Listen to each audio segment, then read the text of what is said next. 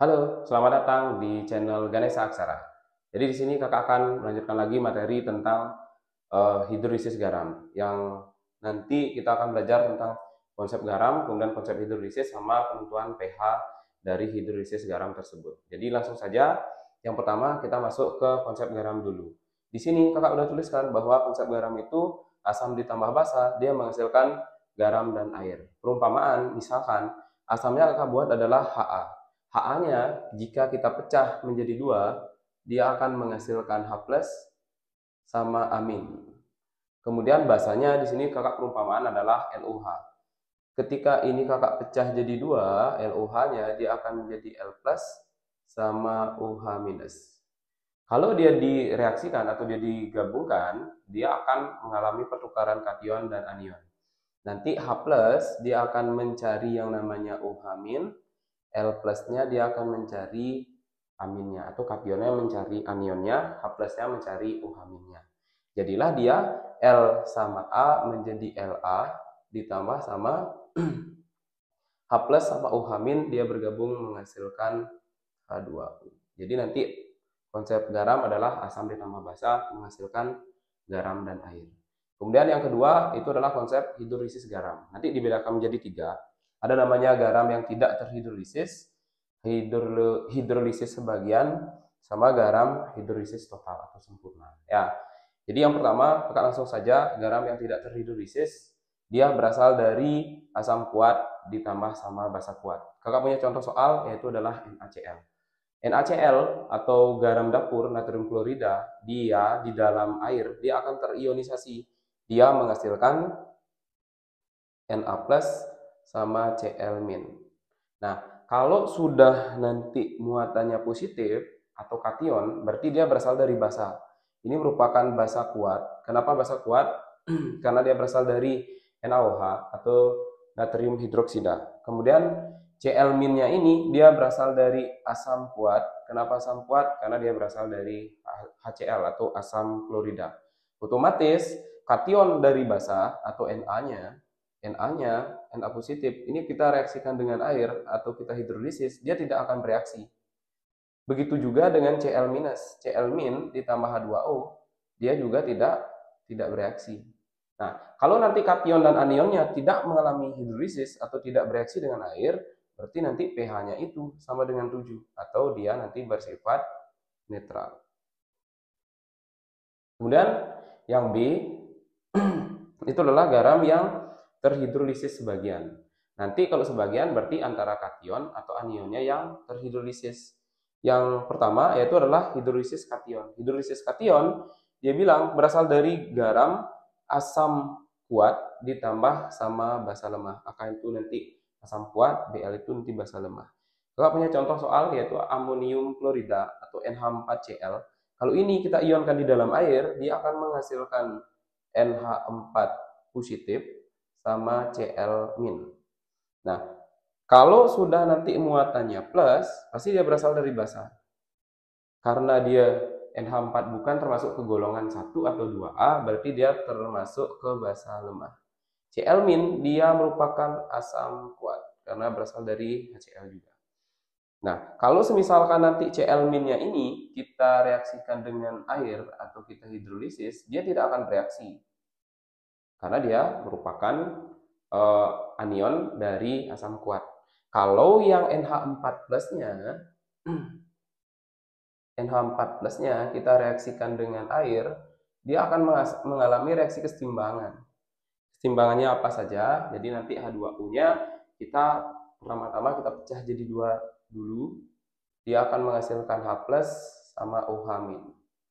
NH4 positif itu muatannya adalah NH4 di sini muatannya adalah positif. Berarti nanti yang dicari itu adalah OH-. Karena nanti dia akan mencari lawannya. Kalau plus mencari minus, kalau minus nanti mencari yang plus. Berarti NH4 plus ditambah OH- dia akan menghasilkan NH4OH. Ini tinggal ditambah sama yang tidak bereaksi. Yang tidak bereaksi di sini adalah H+. Karena dia di sini dihasilkan H+, karena dia dihasilkan H+, berarti dia pH-nya nanti kurang dari 7, dia bersifat asam. Karena sesuai teori Arrhenius kalau dia udah menghasilkan H+, pasti dia nanti bersifat asam. Ya. Habis itu ada namanya hidrolisis anion. Berarti kalau hidrolisis anion pasti dia berasal dari asam lemah ditambah sama basanya yang kuat. Maka memiliki contoh soal di sini adalah CH3CuO Na. CH3CuONa atau natrium asetat, jika kita ionisasikan, dia akan menghasilkan CH3CuO- ditambah sama Na positif. CH3CuO- dia merupakan asam lemah, kemudian Na positif dia merupakan basa kuat. Nah, kalau yang basa kuat atau kation dari basa kuat, Na positifnya ini kita reaksikan dengan air, dia tidak akan bereaksi. Karena dia merupakan kation dari basa kuat. Tapi kalau yang lemah ini, yang CH3CuO-nya kita reaksikan dengan H2O, dia akan menghasilkan reaksi kesetimbangan. Yaitu siapa? Berarti sama kayak tadi, kita H2O-nya kita pecah dulu menjadi H+ sama OH-. Karena ini CH3CuO muatannya min, berarti yang dicari adalah H+-nya. Berarti tinggal kita gabung aja, dia akan menjadi CH3CuOH sama yang tidak bereaksi, yaitu adalah OH-. Karena di sini dihasilkan OH-, otomatis dia pH-nya itu adalah lebih besar dari 7 atau dia nanti bersifat basa. Ya. Kemudian yang terakhir yaitu adalah garam yang terhidrolisis total atau sempurna. Berarti nanti hidrolisis kation dan hidrolisis anionnya. Garam yang berasal dari asamnya lemah, basanya lemah. Berarti nanti keduanya dia lemah. Contohnya adalah amonium asetat CH3CuONH4. Ini diionkan atau dilarutkan di dalam air, dia akan menghasilkan CH3CuO- ditambah sama NH4 positif. CH3CuO- ini berasal dari asam lemah, NH4 positif dia berasal dari basa lemah. Nah, karena keduanya lemah, berarti kita reaksikan dengan air. CH3CuO- direaksikan dengan H2O, dia akan menghasilkan kesetimbangan. Kalau H2O-nya ini kita pecah, dia akan menghasilkan H+ sama OH-. Berarti karena dia min, dia mencari yang positif. Berarti dia akan menjadi CH3CuOH sama yang tidak bereaksi, yaitu adalah OH-.